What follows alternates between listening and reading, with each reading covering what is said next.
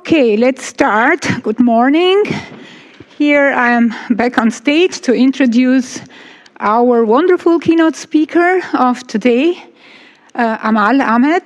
She did her bachelor degree at Brown, went for her master's at Stanford, went back to the East Coast for her PhD at Princeton, and after several postdoc positions at Cornell, Harvard, what else? Assistant professorships at University of Indiana, and even a position at INRIA in France. So she has been quite around. Now she is professor of computer science, of course, at the Northeastern University in Boston. And her research focuses on using programming language semantics and type systems to reason about imperative programs, to reason about properties like security, concurrency, behavior, and so on. And more recently, she has been working on verified compilers, and especially on verified compilers that or linking in the compiler that kind of link to code in other languages. And that's, I guess, the topic of today's keynote, bringing all languages together. And I don't know about you, but I'm very excited to hear what Amal has to say, because these kind of languages are the only relevant languages today, and we need to address this interplay between different languages. So with that, and without further ado, I'll leave the stage for you, Amal, and very happy to hear what you have to say. Thank you so much, Mira, for the wonderful introduction. Yes, as you heard, I've hopped around an awful lot. It's interesting to sort of see it come, read out. Okay, so my group for the last decade or so, we've been working on a lot of things that, in the early days were about, how do we do compiler correctness in the presence of linking? Like, how do we even state compiler correctness when you need to link code that comes out of your compiler with code from a completely different language? But more recently, we've been thinking sort of more in terms of the formalisms and frameworks that you might need in order to verify, FFI implementations and so on. Often this takes a very formal theoretical bent, but with an eye to how do we even develop the techniques that could be applied to a practical setting. So that's what I'm going to talk about today. So let me just dive in. Well, I thought I'd start with a slide of a lot of languages. There really are a lot of languages out there. And ultimately what we'd like is the more type-safe languages on this slide, like let's say OCaml, Java, Haskell, etc., and Rust, to interoperate safely with the much less richly typed or unsafe languages on this slide. That's sort of like the overarching goal here of a lot of the things that I think about. Okay, so let's start by talking about, right, so it always becomes about protecting the type-safe languages from the unsafe languages. So let's start by talking about type soundness, right? So for many of the practical languages that you saw on the last slide, we have people in the PL research community who at least, will take a core of the language, be it ML or Haskell or Java, and they will verify type soundness, typically using progress and preservation, but at least a core of the language has been proved type sound, right? But then, this is the theory, what happens to type soundness in practice? That's really the question. Right, when you go off and you implement ML in OCaml or Haskell or Java, you ultimately have to support a foreign function interface that allows you to interoperate with code in other languages, right? So this might be C types for OCaml or inline C for Haskell or the JNI for Java, right? But you have to implement these. But when you implement these, they're essentially escape hatches to type soundness, right? They're letting a lot of unsound behavior in. Essentially, you're linking with C code or native code. And you don't really go ahead and again prove type soundness in the presence of these, FFIs. We do a lot of stuff to, implementers, designers of FFIs do a lot of stuff to kind of produce guidelines, give advice, to design these things in a way so that we are doing a best effort. But it is a best effort and it's not verification. So I'd say that, not the meta-theoreticians, but maybe the working meta-theoreticians need some sort of a technique for proving type soundness of languages as they're implemented, or perhaps for proving soundness of the language plus the interop, or soundness of the FFI. So that's what I'm going to talk about in sort of like the first part of this talk. So all of these languages, interoperability, all languages support interoperability. I've already talked about some of these examples. At the bottom of the slide, I have two categories which, you might not, a bunch of languages that compile to the JVM support interop at that target level. Languages that support that are, in the .NET family that target the CIL will support interop at that target level, right? So all languages support interop. How do we do type safety? Now, I want to go back to a seminal paper, a paper that I consider pretty seminal. And this was Jacob Matthews and Robbie Findler, POP 07. They were sort of the first to say, there's a lot of language interop out there, right? But ultimately, all the work that was happening in that space, at least in 2007, was about how do we implement these things? People work on SWIG and so on, right? Various tooling for interop, but how do we understand the semantics of interop? And they gave this very nice framework. Where basically they said, suppose you have a language A and a language B, a red language and a blue language. If you want to, let's start to put them together and actually define how we want them to interoperate, or how we expect that they interoperate. Now, this is at the level of two source languages, right? But the basic idea was that you want to introduce two boundaries. You want to put the two languages together and add two boundary forms to your language, which lets you embed code AB, lets you take the blue code from B and embed it into an A language context, so it's surrounded by A language code, and vice versa. BA boundary lets you put this red term from the A language in a B language context. So, so you're literally plopping code from one language in the middle of another, but there are sort of types on the two sides to say, oh, the term with this red type, is embedded in a blue context, which expects it to convert to this particular blue type. Like that's the idea. And then they gave typing rules for the boundary terms, which capture the idea that I just said, right? The types on the two, like if the term on the inside has this red type tau, then the term on the outside has a particular shape of blue type tau. And then the interesting part was they gave a sort of very standard methodology for type-directed, for this operational semantics for boundary terms. So how do you run a boundary term? Basically, you just run the term blue E according to the blue language semantics all the way until you get this blue value V, and then comes the interesting part. How do I convert from blue language to red language? That's the part that you have to do. As the multi-language designer, you have to say what, so let's say you have, let's say the number 5 is blue and you're converting it to binary or something, it's 101, right? But you can do this for functions, closures, higher order stuff as well. Okay, so that was this paper, and it's been pretty influential. Oh, and then you can just, now you have one language, you can just use standard techniques, progress and preservation to prove type soundness of the multi-language. That was also a very, very nice part. Right now you can use standard techniques. So this was very influential. It's led to a whole lot of people building on it and designing various multi-languages. I think the most effective part of this thing was that it gave you a recipe, a framework, and then people could go off and apply it to more and more interesting language pairs where it wasn't really clear how to do the conversions across the boundaries. And so, but it gave people a way of focusing on the interesting part of the problem. Anyway, but let's fast forward. The point I want to make is that this is excellent work, and multi-language semantics helped us understand or formalize source-to-source interop really well, but that's now not how FFIs are implemented. Okay? So I want to talk about how interoperability is typically implemented in practice. So let's say we have a blue language and an orange language. We have source code in each one. Essentially, what the FFI implementer is doing, you're compiling the code from each one of those languages, and you are, implementing an FFI means producing the glue code that is going to do the conversions from the blue language to the orange language, and vice versa. Right? That's what ultimately needs to happen. So there's glue code there. How do we know it's doing the right thing? So that's what I want to talk about. We need basically some sort of a framework that helps us design FFIs, at the source level and implement them using glue code at the target level. And we need a way of verifying sound language interoperability that is actually connected to this, form of implementation, this kind of implementation. Okay, so let me talk about a framework or a recipe for doing that. So this was work that appeared at PLDI 22 last year. Here's how we advocate doing that. So suppose you're an FFI designer. How do you even start? Let's say both languages are typed.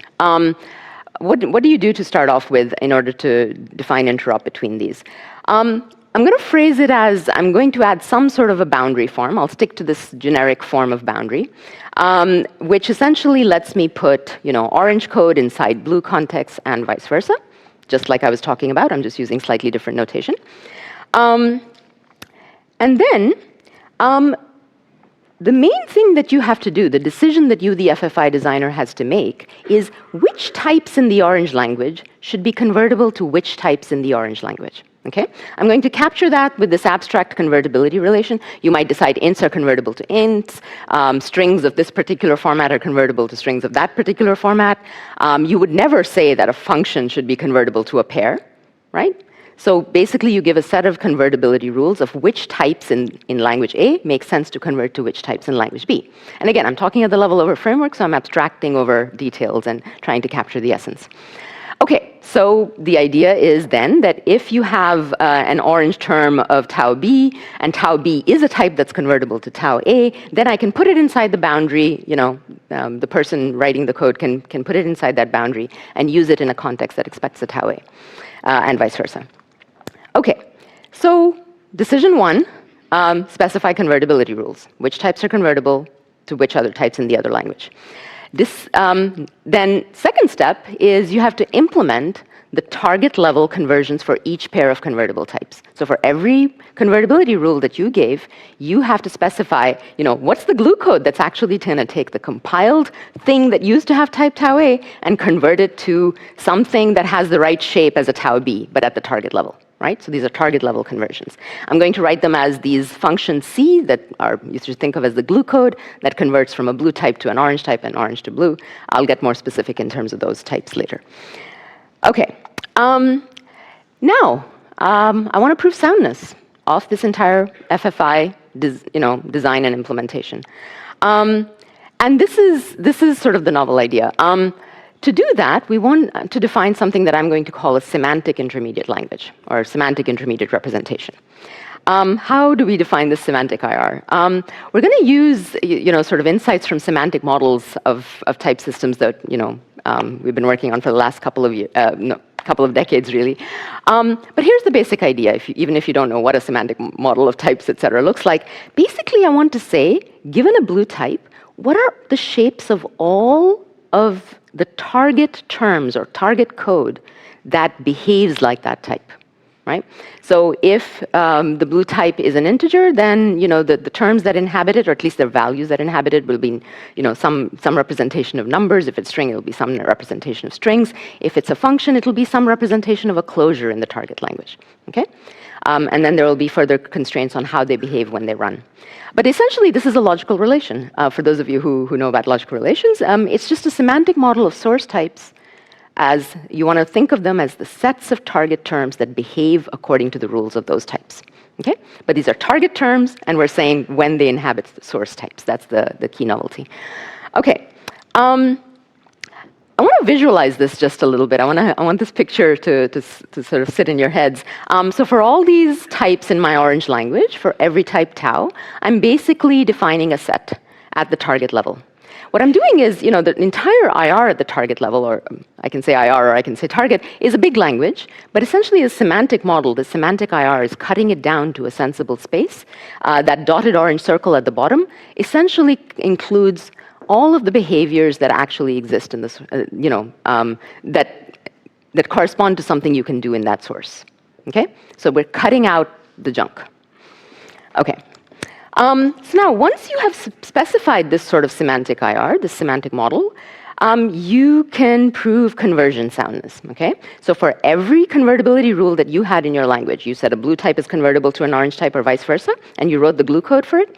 Here's the theorem you have to prove in order to prove soundness of your glue code.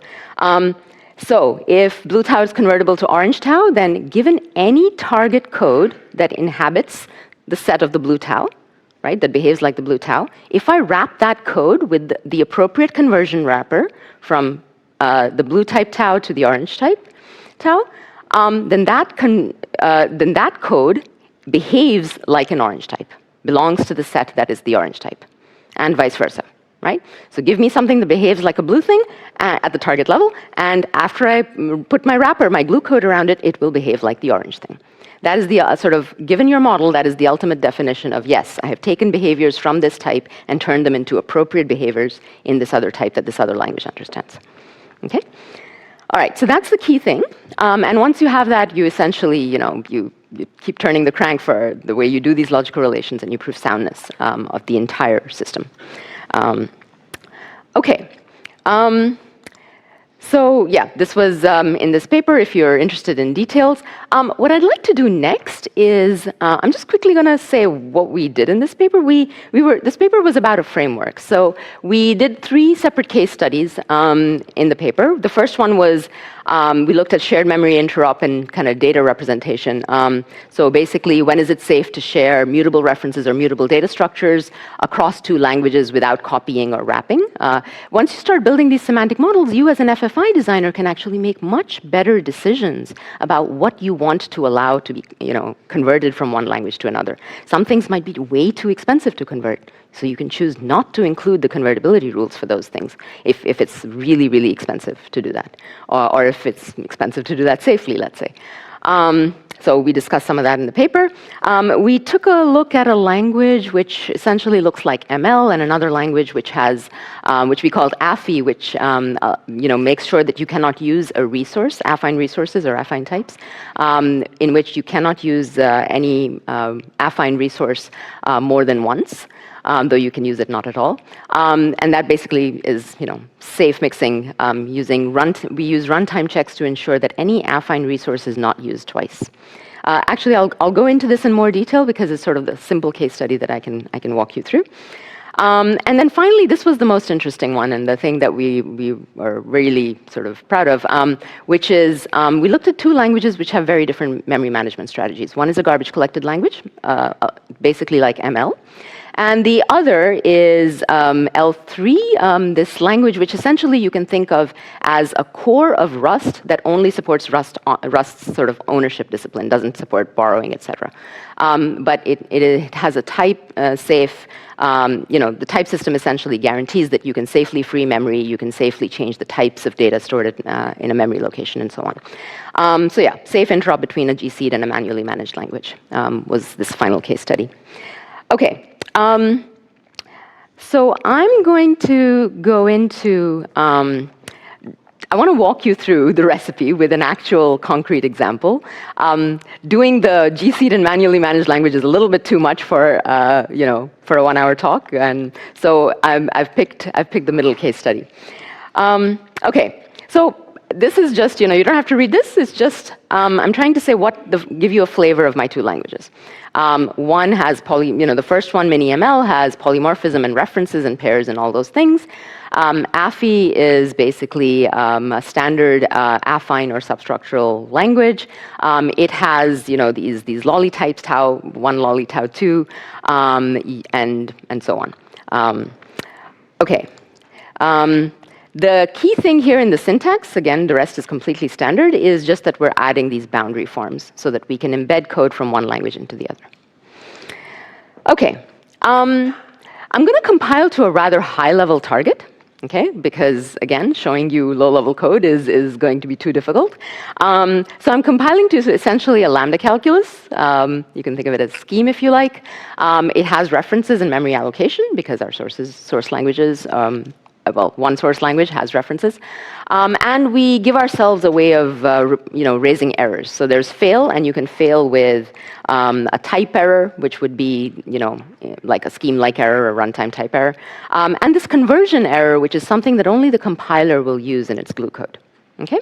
And so the moral here is going to be that when we interop, conversion errors need to be caught, and they are okay. Type errors should never arise because you have 2 type-safe languages interoperating. Okay. All right. So this is just for those of you who haven't seen, affine languages or typing rules. This is just to say that the context omega keeps track of all of your affine variables. Those are the ones that you cannot use more than once. So you have to appropriately split the context so you make sure that that resource is never used more than once when you're type checking the application term, 2 subterms. You can't reuse the same affine variable. Okay, so, and again, I'm trying to present this in a very recipe kind of way. What are the steps that we need to do, right? So those were the languages. Now let's take a look at the compilers. So again, the compiler for MiniML is going to be very standard. We're just compiling MiniML to essentially the lambda calculus, right? So mostly what we're going to do is we're going to erase types. I mean, you can see some of this right here where you have the two terms that involve polymorphism. We're just, leaving that as a suspended computation and forgetting about the types. The interesting bit is really just the very, very last line. When we encounter one of these boundaries, we say, oh, go ahead and compile. I'm writing plus for the result of compiling. So go ahead and compile the orange term, and then wrap it with the glue code wrapper so that you can convert it to the appropriate blue term. That's exactly what we expect, right, for the boundary terms. They need to be implemented at the target level using the conversion functions that you have. Okay. So I wanted to show you how we're compiling the affine language. It's a little bit more interesting. Basically, any affine resource, you want to make sure that it does not get used more than once. Now you're in a target language where you cannot, you don't have any type mechanisms to ensure that something is not used more than once. So you have to use some sort of dynamic mechanism to ensure that. And what we do is we have this thunking kind of operation. For every affine resource, we're going to wrap it in this thunk. Basically, we allocate a new flag reference cell, if you will. At the beginning, the reference cell says, oh, this affine resource, the one that I'm protecting, it's unused. Then when you call it, if you call it and it has already been used, then you fail with a conversion error. If it hasn't been used yet, then you set it to used and return the thing that you were protecting, the underlying term. So you're just making sure that that flag makes, reports a failure if the affine resource is used for a second time or a third time, etc. Okay. And then the compiler basically uses this in all the appropriate places. Here, because this argument E2 is being passed to a function that expects an affine resource, we wrap it or thunk it before we pass it, and so on for the other things. Okay, now let's talk about what types from one language should be convertible to what types in the other language, right? So start really simple, and you don't have to read like all the C stuff. It's just boilerplate. Basically, what I'm saying is, the FFI designer will decide that unit in one language can be converted to unit in the other language, right? In the second case, it's pairs, and I will have to go implement the C functions or the glue code functions to do that. So I'm just saying that they will be done. Just look at the pink highlighted part. I guess the interesting part here is that when we implement the conversion from unit to unit, it's just the identity. You don't have to change anything because unit is represented the same in both languages. And for pairs, we just sort of recur, right? So we say, you have a pair, E. Okay, let's extract the first thing from the pair and convert it using the tau1 to tau1 conversion function. And let's take the second component and convert it using the tau2 to tau2 conversion function. So, it's all very standard is what I'm trying to convey. Okay. Now I want to get to this interesting part. What do you do for functions? Okay. Now you'll notice here that I'm basically making the decision that tau1 lolly tau2 from my affine language, which promises to use the tau1 at most once, right? That's what the type means. When you convert it to ML, you can't give it some blue tau1 to tau2 type. You have to give it the type that's, I expect a suspended computation, or a thunk, right? So essentially, I'm expecting my argument tau1 to be wrapped in those thunks that I showed you. Okay? So it will be convertible to something that takes a unit arrow tau1, one of those thunks that are protecting the tau1, essentially, that's sitting inside, and then gives you a tau2, right? And this is assuming the tau1s are convertible to tau1s and tau2s are convertible to tau2s. Right? So that's really sort of the interesting bit that you have to sit down and think about. Otherwise, soundness of the FFI will not be a theorem you'll be able to prove unless you make these decisions correctly. I'm not really going to go into how we implement these. I have it on the slide, but you can take a look at the paper. It's just a lot of thunking in one direction and applying unit and so on. we implement it somehow. But the basic idea is which types are convertible to which ones. Okay, now I just want to give a little flavor of the model that we set up, just to give you a sense of what this ends up looking like, at least for a very simple case study. So this is, for those of you who haven't seen, sort of step index logical relations. There's been a lot of work, again, in the last couple of decades on this kind of stuff, so some of you might be familiar. For those of you who aren't, I promise I can sort of give you the essence of this, even based on this one slide. Essentially, what we do to construct the model of the blue types and the orange types is we first say, let's figure out what are all the value forms in the target that inhabit the blue types and the orange types. And then as a step two, we will figure out what are all the non-value terms in the target language that inhabits the blue types and the orange types. Okay? That's the basic structure. So let's talk about values. Basically, the shape of this is going to look like, for every blue type, I'm going to say, when is a value v? Notice that the value v over here is black, so it's target code. So I'm going to have some sort of a world which describes the shape of the heap. And given that shape of the heap at that point in time, what I want to know is, does the black value v, the target value v, behave like the blue type tau? Okay? And similarly on the other side. That's the essence of what we're trying to capture. Then you might say, what exactly is this world? The world, well, it has a step index in it. That's what the K is, for those of you who have seen step index logical relations. But other than that, that's kind of the boring part, and we don't have to get into it. But the interesting part is that the world is describing what are all of the references. So the heap typing, psi, is describing what are all of the references that came from ML, right? Because only ML can allocate proper references. What are all the references that are currently in the heap, and what are their types? And this A thing is also describing ref cells, but it is describing only the ones that we're using as flags. You know those flag ref cells that are protecting the affine resources? They're all in that set A. Okay? And the interesting part here is that then in the model we have to say, all we keep track of is, oh, there's a flag ref cell. Does it contain used or does it contain unused? So the state of the world, the current state of the world, has to tell me that. In these logical relations, we always then also say, if I'm currently in this world, what are all the future worlds that I can move to? And for this model, the one thing that you want to capture, well, you want to capture that if you have a reference cell in psi and it has type tau, then it will always in the future have type tau, because that's how ML references work. You cannot change the type of value stored inside them. So that's one condition. But the other condition that you want, which is interesting for the flag ref cells, is that once you have stored used in a flag ref cell, you cannot change it to unused, right? Because then everything would go wrong. So once it's been used, it will stay used forever. Okay? The math for it looks like this, but that basically says everything that I just said. If you have a flag reference L that's true, it's used, then it will be used in the future. So you can go from a current world to a future world under a set of constraints. But it basically is what I just said in words. Okay. So you can set up this model of types. For integers, they're inhabited by numbers. Integers in both languages are basically, the target level terms will be numbers. And I'm just going to sort of very quickly skip through some of this in the interest of time. I want to give you a little bit of actually, how many people would like to see a little bit of the logical relation? Sophia's hand has gone up. All right, then I will keep going. I wasn't sure.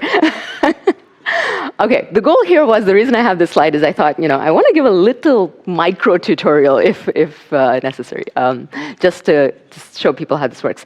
Okay, so if I have a pair, then in that set, I have to say, what is the canonical shape of the target values that inhabit that blue pair type, tau1 across tau2? And basically what I say is, in the current world W, V1, V2 is a pair that is a legitimate tau1 arrow cross tau2, tau1 cross tau2, if V1 it belongs to tau1 and V2 belongs to tau2, right? So it's exactly what you would expect. If the components are values of the types tau1 and tau2, then the pair is a value of the pair. Functions are more interesting, and I'm just covering basics, but tau1 arrow tau2, the blue type, is inhabited by these untyped lambdas in our target. And the way that we always define this is very standard, but I just want to read through it, is we say that in the current world W, this lambda behaves like this type If in some future world you give me an argument of the type tau1, then in that future world, once I substitute the argument into the body of the function, it will behave like a tau2. And the E just means here, now this is a running term, it's not a value form, I can run it. And it will still give me an answer of type tau2. Okay? Now, that was the standard slide. But we need to do something a little bit more interesting when it comes to these lolly types. Okay?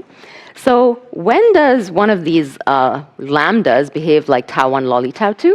Well, it behaves like that in the current world if in the future world you give me an argument of the right type tau1. And then what I have to do is I have to allocate a new flag ref cell. That's going to be this fresh location L. I have to put false. I should have said unused. False is unused. I have to put unused in it. And then I have to go and substitute V wrapped with that. So I'm going to use thunk VL to essentially wrap my argument with this in a thunk where we have a ref cell guarding it. And we substitute not just the V, but the thunked V into the body of the code. And when we run, we have to get a tau2. So we have to do a little bit of extra, right? We can't just substitute the argument. Our compiler isn't doing that. So our model isn't doing that. Okay? All right. And then just to sort of read this in the interest of completeness, we say that target terms, these are non-value forms, runnable terms, behave like either a blue or an orange type tau. In the world W, if you give me a heap that satisfies the shape that W needs, right? Because W is saying how many heap cells do I have and what flag references do I have. So give me a heap that has all of those things that the world needs. If I go run my program, then either I will fail with a conversion error. Note, I will never fail with a type error. Okay, the model does not allow it. Or I will reach some future world in which this heap, satisfies the future world, and the final term that I got by running this satisfies is a value of the right type. Sorry, there's a lot of math. If you've seen it before, you're probably like, yeah, this is standard. And if you haven't, you're probably squinting a little. So happy to chat about it afterwards. But just wanted to give you a flavor and highlight the fact that the model does not allow failure with type errors, right? Because that would be a failure of type safety. Okay, then you sort of pull the standard trick, and logical relations have something called, a fundamental lemma that you prove, and that essentially amounts to proving type soundness of the whole system. Oh, yes, and when we substitute for affine variables, we have to do the definitions in a way so that we substitute thunked, affine values wrapped in a thunk with a fresh flag, just like we've been doing all along. Okay. So with all of that in place, we've essentially gone through all of the steps of the recipe that I showed you before, right? We defined convertibility, we implemented the conversions, we defined the semantic model with the semantic IR, and then we can use that to prove all of the conversion lemmas. All of the glue code that we defined, we can prove that is sound, that is soundly converting from an appropriate blue type to orange type, or vice versa. Okay, so now, I claim that using this sort of recipe, you can prove the soundness of FFI implementations. At least the basic structure exists. So, I wanted to say this thing. I don't know if some of you may have noticed that basically in the very simple model that I just showed, the sound interop that I'm doing has a serious runtime cost. Every single affine binding is wrapped in a thunk. So even if an affine value never flows off into the ML language, right? I'm still dynamically checking it, which is really unnecessary. Those are totally redundant checks. For any affine value that never flows over into the unrestricted language, right? You statically know that it's never going to be used more than once. But the naive compiler that I showed you isn't doing that. But that's we show how to do that in the paper, and if you're interested, you can take a look. The basic idea is you need an analysis to figure out which are the affine values that flow into ML and which are the ones that don't. For the ones that don't, you statically know that they're fine. You don't have to thunk them or wrap them with these reference flags. Okay? I'll skip over that. That's all that was saying. Okay. So for the remainder of my time, I'd like to talk about future work, right? Where are we going with this? So this was a recipe for FFIs. And I've told you a little bit about what the paper that we had on this, the 3 case studies that is doing. really, I think that the most interesting work is ahead of us. So right now, there are two things that my students are working on. We're interested in figuring out interoperability using this framework. We'd like to apply it to realistic languages.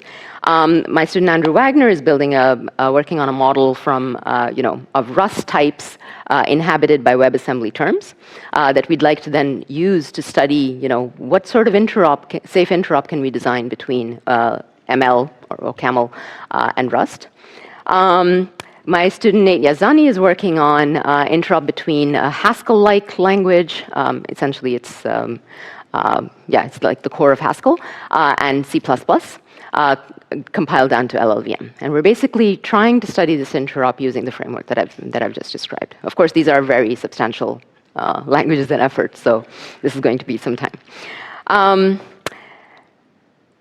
I want to talk about other future things and things that we need to think about now that we have this framework, because even if you have the framework, the work of FFI design is certainly not done, and there are a lot of decisions that we need to make when we implement FFIs between two languages. So I'd like to sort of walk you through some of these issues.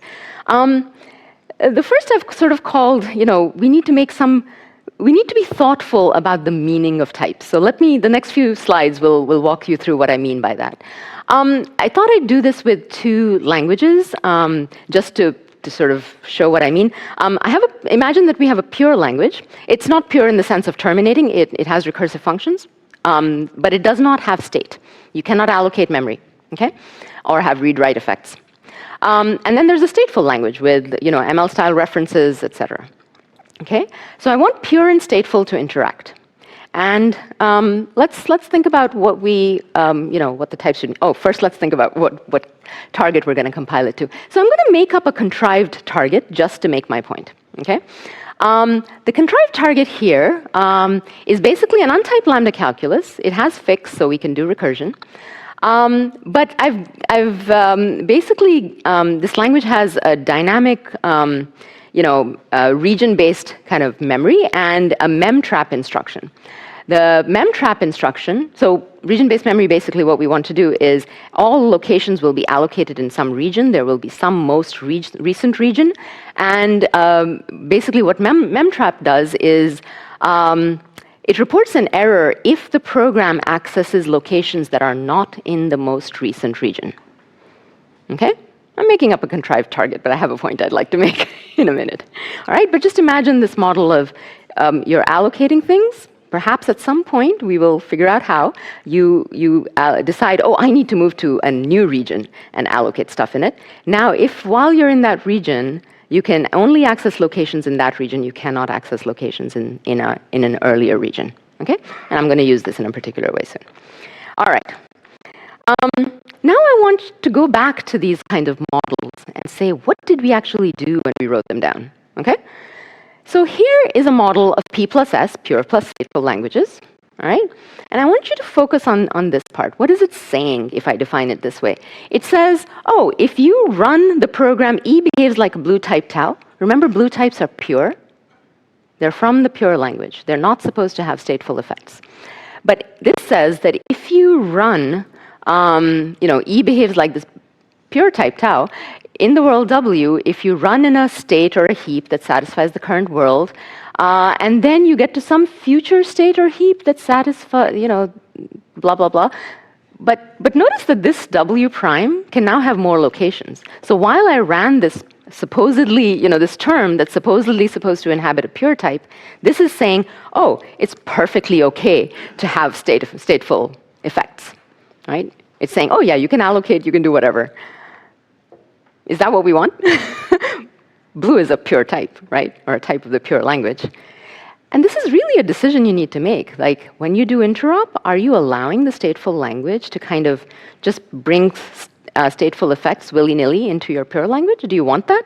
Do you want to define the model this way? Or do you want to do something different? Here's a different way of specifying that.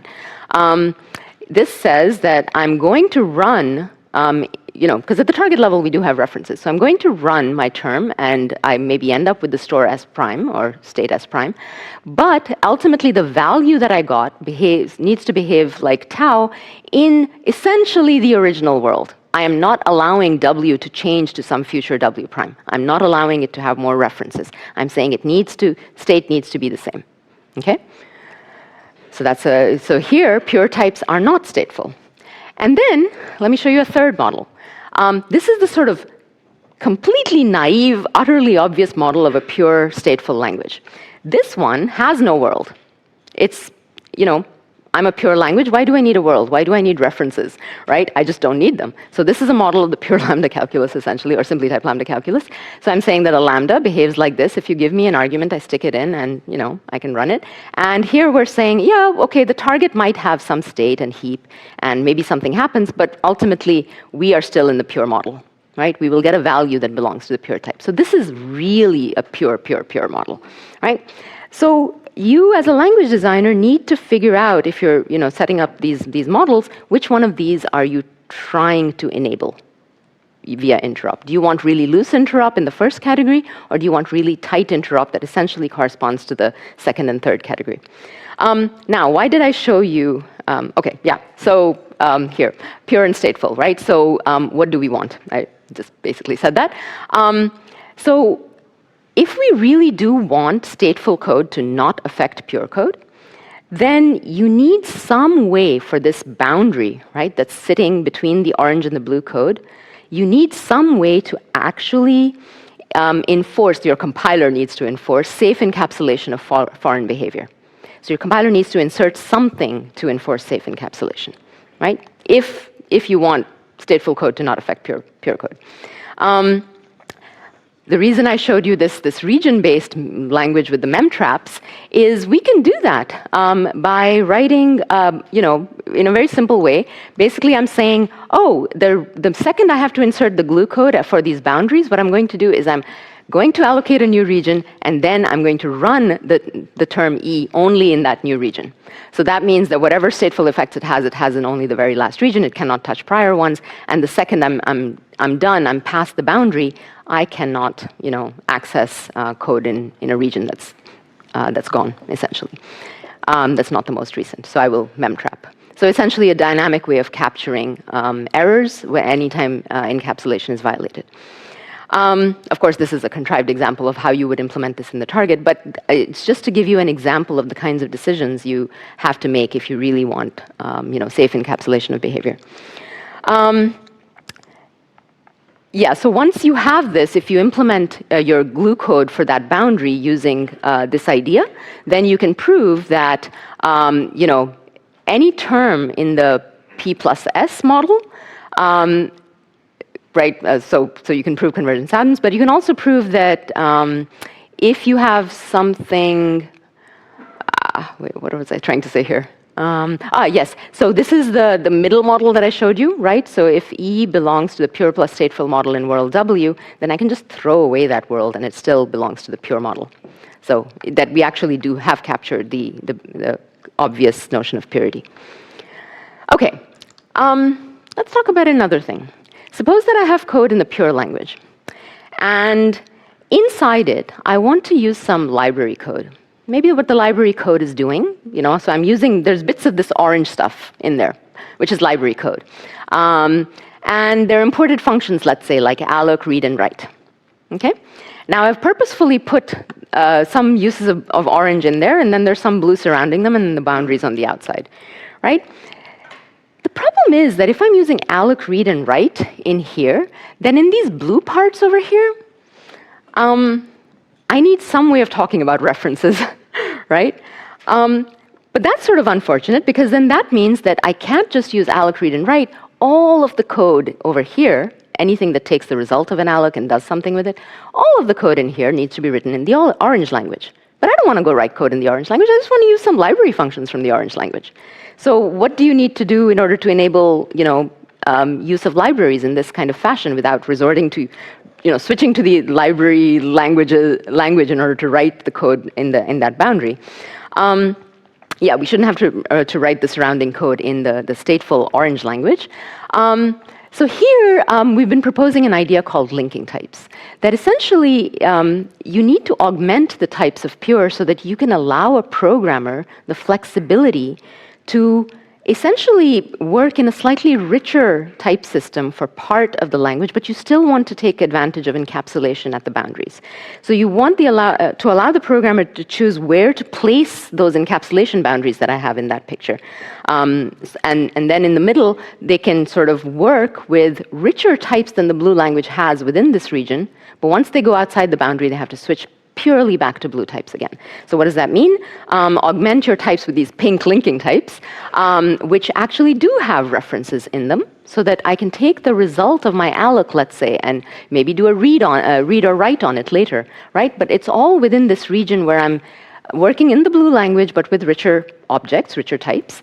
But once I get to the programmer inserted boundary over here, I have to switch entirely to blue. Okay? I mean, I'm very abstractly describing things that do very much arise when are things you would have to think about when programmers are writing code. How do we make this easier for them, and how do we still make it make sense? Okay, and if you want to read about this stuff, we had a paper at Tidy this year just describing this idea of semantic encapsulation using linking types. Okay, so just a couple of finishing thoughts.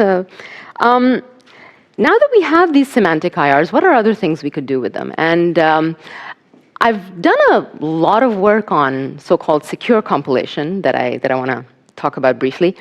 So let's stare at this picture. Basically, what's happening here?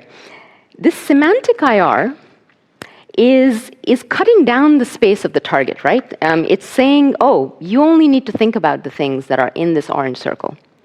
But basically, what we're doing by constructing this model is we're saying, we assume we will only link with things inside the dotted orange circle. We will never link with things that are outside the dotted orange circle, right? What if you want to link with things that are outside the dotted orange circle? What do you need to do? Can you use this model in some way to think about that issue? What about linking with things that are not in that, or context or target code that's not in that circle? And this is where, secure compilation kind of comes into the picture. Secure compilation is always about, I need to be able to somehow link with arbitrary target contexts. How am I going to protect myself from them? So in this case, the issue is you need to protect yourself when linking with a context that's outside the dotted orange circle, but still within your target, let's say somewhere over here. Your compiler might need to do something to protect the stuff in the dotted orange circle from the stuff outside, so to speak. Right? You might need to insert wrappers or checks statically or dynamically. Basically here the idea is that you want to show that you want to switch to models which actually talk about equivalence. So secure compilation would say that if you have two compiled programs that are equivalent in the orange circle, then the protection wrappers that your compiler inserts to protect code in here from code out here, you would need to show that once you've inserted those protection wrappers, the equivalence is still preserved. For those of you who worked on secure compilation as an equivalence preserving problem, that should ring a bell. Okay, so that's the connection with secure compilation. Let me switch gears to end. I've been talking a lot about building these semantic IRs. Right? But building semantic IRs is hard. And you might have been sitting there feeling rather skeptical, like, the people who go and implement FFIs, maybe they're not the type of people who actually want to dive into a whole cock verification project or something and go and actually, verify their FFI. Maybe they're just trying to do sort of best effort and get safe interop, which they're doing right now, but right now I would claim that they have very few ways of thinking about it. So is there some middle ground that we could use? And plus, FFI implementers might not be sort of so well versed in these semantic models and logical relations and so on. So here's another idea that my group has been advocating a lot. We can support safe interop, or we can give FFI designers a better substrate to compile to, so that they can more easily think about safe interop, or more easily catch unsafe interoperability. So the basic idea is design much more richly typed IRs, or target languages. Okay? The kind that have the ability to reason about, mixing of code from a GC language, a code from Rust with ownership and borrowing, and code from ML without any ownership and borrowing, right? So you want a target language or IR that has the ability to think about these concepts and keep them separate and enforce the rules. And then a compiler writer can take advantage of that by writing a type-preserving compiler from their language into your richly typed IR. And they don't have to think too much about, they just have to think about what types am I compiling to in the target. And then you can do type checking at the target level to catch any problems with interop. Okay, so let me step ahead to a picture. So we've actually had a project underway for quite some time. It's called Rich WASM, Rich WebAssembly, where we're designing a very richly typed WebAssembly that sits on top of regular WebAssembly. And essentially, well, let me first say what Rich WASM has. Rich WASM has capability types. It has unique capability types. For those of you who know L3, they're very much in the style of L3, unique ownership capability types. But it also has shared capability types. Essentially, those are the ones that we would use to represent references compiled from ML, the GC'd references. Okay? But what this does is it gives you fine-grained, it allows modules, one that might be compiled from ML and one that might be compiled from Rust, to share memory with each other in a very fine-grained way. I have to give you a capability for this little tiny chunk of my memory, and you can't just do pointer arithmetic and read past that. The type system enforces that. So we can do safe sharing, fine-grained sharing of manually managed and garbage collected memory using the Rich WASM type system. We can reason about that. And then the idea is that if compiler writers who are compiling typed languages could write type-preserving compilers to Rich WASM, then maybe they don't have to think so hard about their interoper errors at the source level, because after they compile, they're compiling to a typed language, and if there's a mismatch, if ML is trying to stash, some data structure from Rust that should be owned, if it's just trying to stash it somewhere and reuse it later, the Rich WASM type system will report that as a type error. So your type checking for unsafe interop moves to the target level rather than trying to do verification of an entire FFI. So I think of this as a lighter weight solution to giving people a way of implementing safe interop between languages. Okay, so that's that. And now some of you may be thinking, okay, she talks a lot about typed languages interoperating, but what happens, so this Rich WASM substrate is great if I want to study ML and Rust interoperability. Actually, we can't do full Rust yet. we can't do immutable borrows from Rust yet. My student, Sarah Marshall, is working on that. But we hope to be able to do Rust. We can do a subset of that. But yes, so Rich WASM can catch all sorts of interop errors between these type-safe languages if you do the work and set things up right and have type-preserving compilers. But ultimately, C does not have enough type information. There's no way we can compile that to Rich WASM, which needs too much rich type information. So we're going to compile C to WebAssembly. So then how do we ultimately handle the interop between the typed languages on this side of the picture and the unsafe or untyped languages on that side of the picture? You still have a problem. We still have a problem that we've sort of punted on. And here, there are a couple of things that I'd like to propose that we're looking at, or hoping to look at. So ultimately, this becomes, C compiles to WASM, and the ML and Rust are compiling to Rich WASM. So you need to study the problem of safe interop between Rich WASM and WASM. This sounds very much like a gradual typing problem, right? Which can be very expensive if done with dynamic checks and so on. But I would say that there's another decision you need to make about what kind of interop you want between C and the typed languages.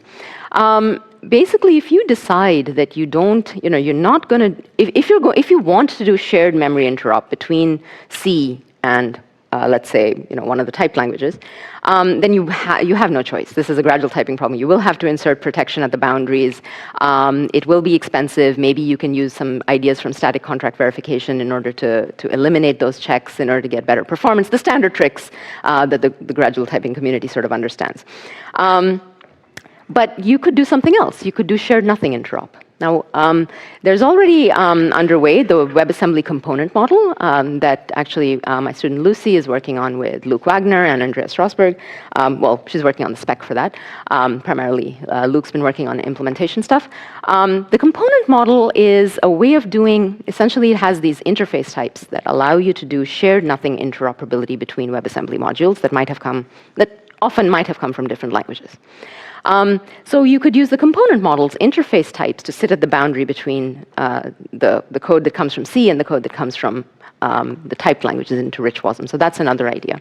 That way you don't have to worry about performance problems because you're not sharing, you don't have to protect.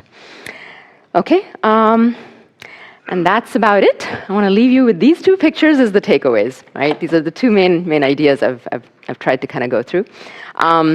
And again, these are frameworks, right, for how to think about interop in the wild.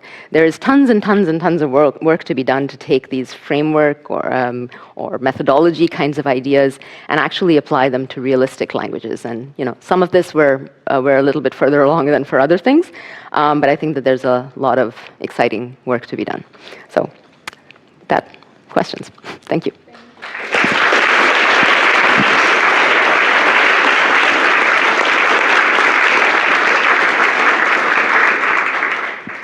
Okay, I don't need to ask for questions. Go ahead, but yeah, you have no mic. Here it is. Thanks. Yeah, great talk.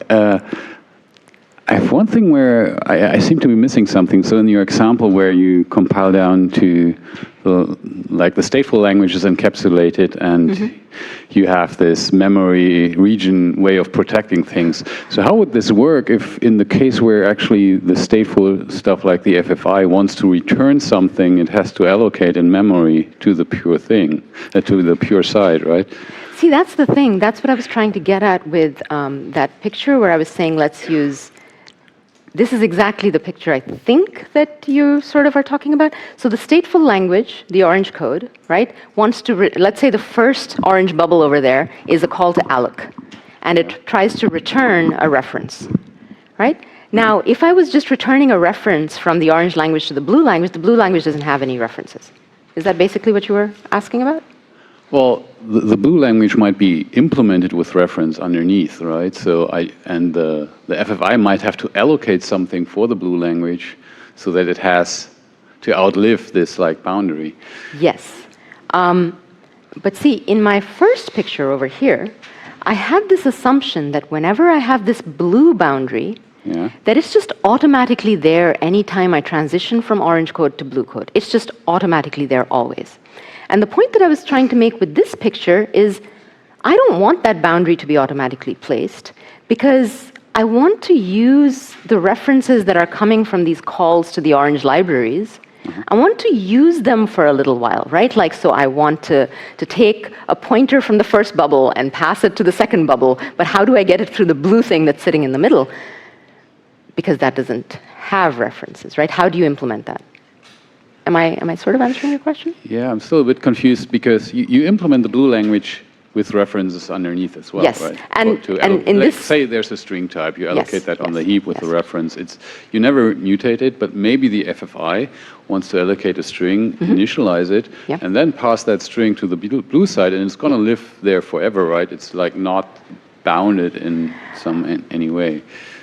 I guess what I'm saying is you don't want to take a reference and pass it to the blue language and have it live forever, right? If you want to maintain blue language's purity, you don't want to do that. But with this picture, I do want to do that within the pink boundary. So if programmers get to place the pink boundary, now you can actually do exactly what you're saying. You can take advantage of the fact that at the target level, you have references, and in this pink region, I have those references. That's how I get, but what would I do then instead of passing it? And what would I do for my string example? Would you have to copy it at the boundary? You would have to copy. Okay. Exactly. Otherwise, you don't get purity. Okay. Yeah. Thanks. And again, this is a contrived example of pure and stateful, right? Which is sort of the ultimate one we go to when we want to show something really draconian. But I think situations like that arise. Is there any way of loosening that you would not have to do this copy at the boundary? Or is that not something you have looked into?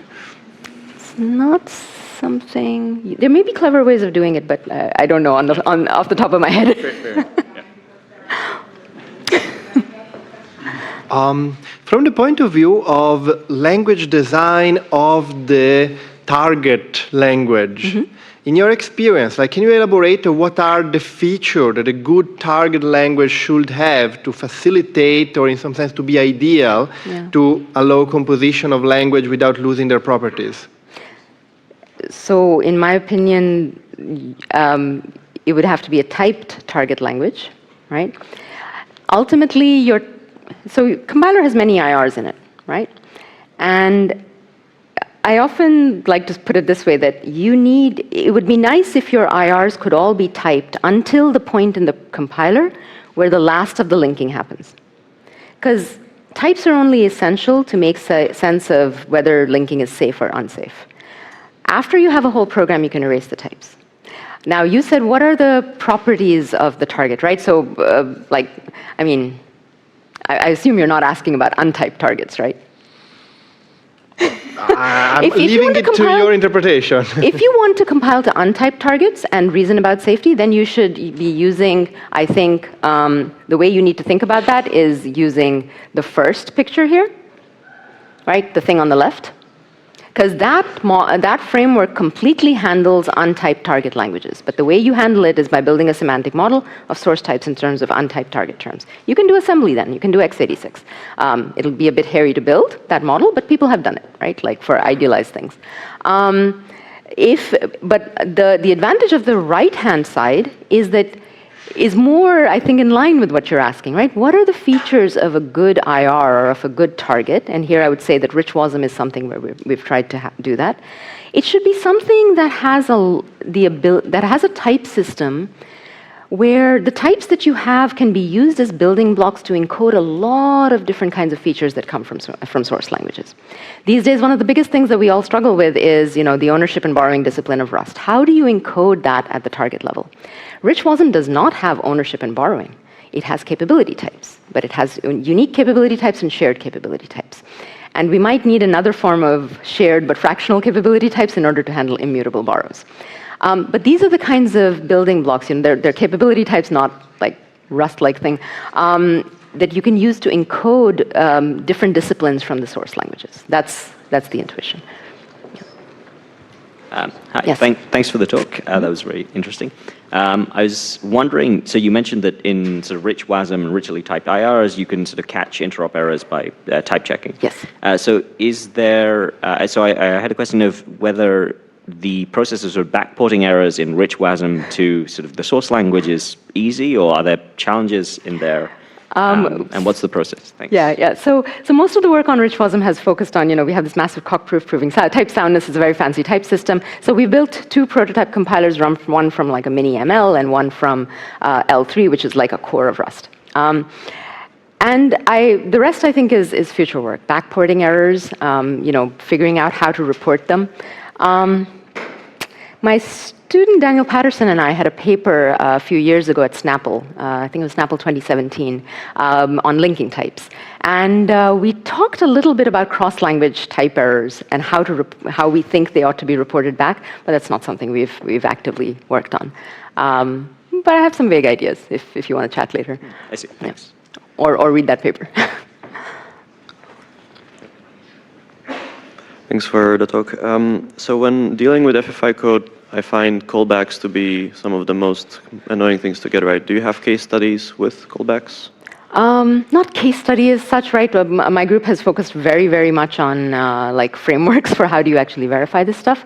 But right now, at least at the level of what we're doing between ML and L3 at the rich WASM level,